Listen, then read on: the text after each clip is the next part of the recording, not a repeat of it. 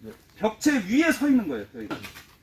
이 석가래력은 여기서 만들어서 작업할 수도 있고 위에 올라가셔서 작업하셔도 돼요. 근데 보통 거기다가 석가래를 만들어서 석가래를 이렇게 설치하시면 되는 거고, 석가래 이제 좀 잘라 보실 거고요.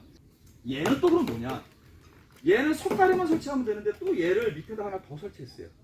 얘는 뭐냐면 이거예요. 자, 위에 석가래가 쫙 나와 있으면 석가래 밑에도 이렇게 합판 작업이나 뭐 다 붙여야 돼요.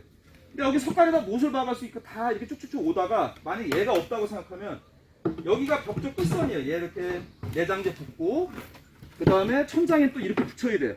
이해하시겠죠? 천장에 이렇게 뭐 마감을 해야 될 거 아니에요.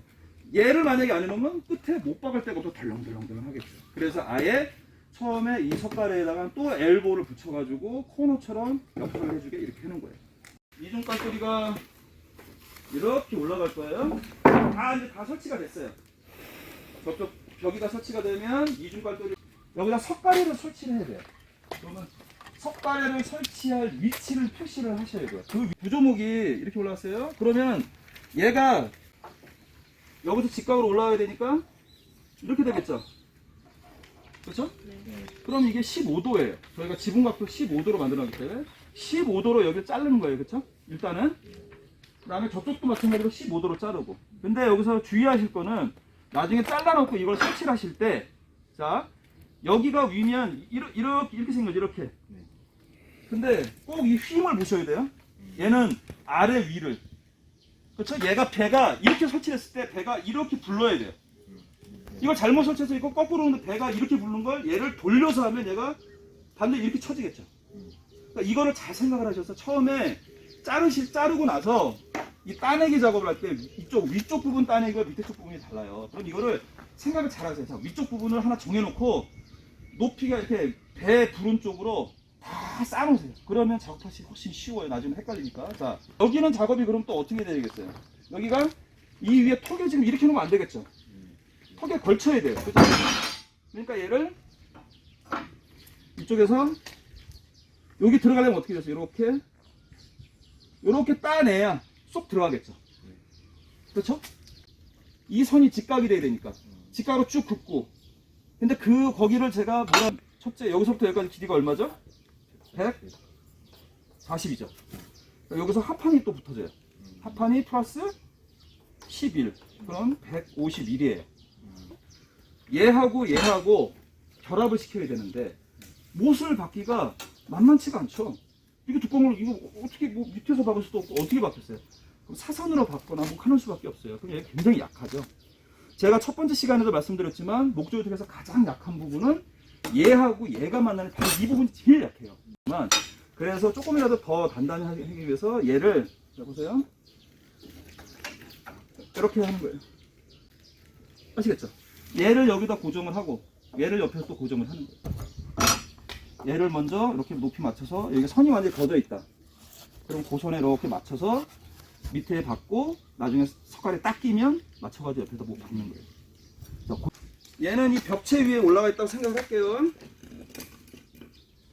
근데 또 요렇게 놔두면 안 되겠죠. 그러니까 얘도 얘랑 직각이 되게 이렇게 따야 돼. 그렇죠?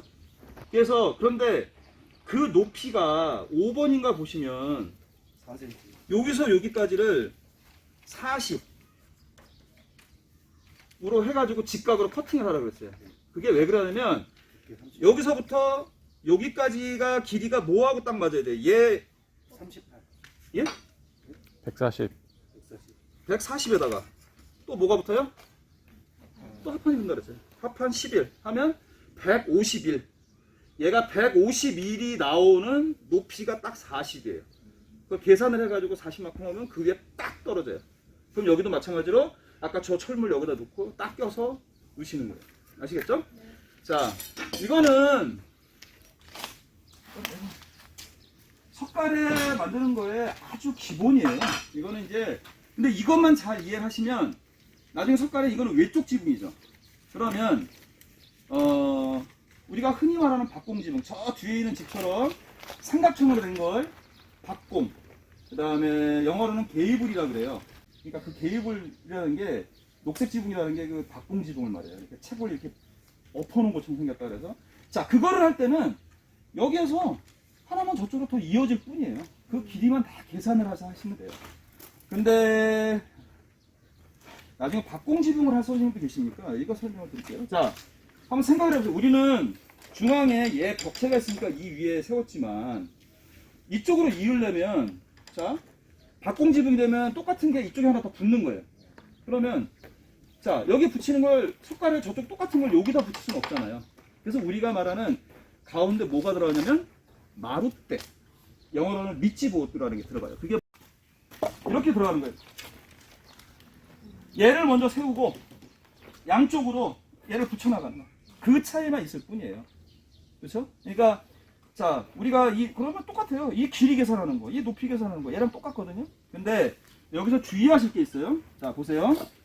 우리가 나중에 박공지붕 하실 때, 자, 여기 보시면 얘 2x6 쓰고 얘 2x6 쓰면 얘가 더 길죠. 왜냐면 경사가 있기 때문에 얘가 145예요. 5mm가 길어요. 절대로 이렇게 하시면 안 돼요.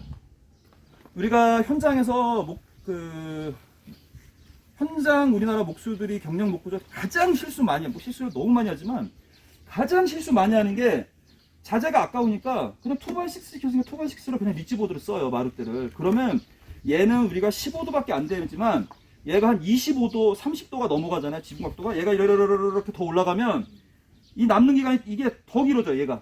이만큼 길어져요. 그럼 무슨 현상이 발생하냐면, 자, 극단적으로 말씀드릴게요. 이렇게 돼요. 이렇게 남아요. 그러면 하중이, 생각을 해보세요. 위에서부터 어마어마한 하중이 내려가요. 그럼 나중에 안에서 무슨 생각이 여기서부터 쫙 갈라져 깨져버려요. 이건 100% 깨져요. 근데 이거를 밖에서는 알 수가 없어요. 나중에 또 덮어버리니까. 자, 석가래가 깨지면 집이 어떻게 되겠어요? 그렇죠. 그래서 나중에 선생님들이 공사를 하시던, 아니면 뭐 누구한테 맡기던, 이거 잘 보세요. 한번 나중에 유튜브로 공사하는 거 보세요.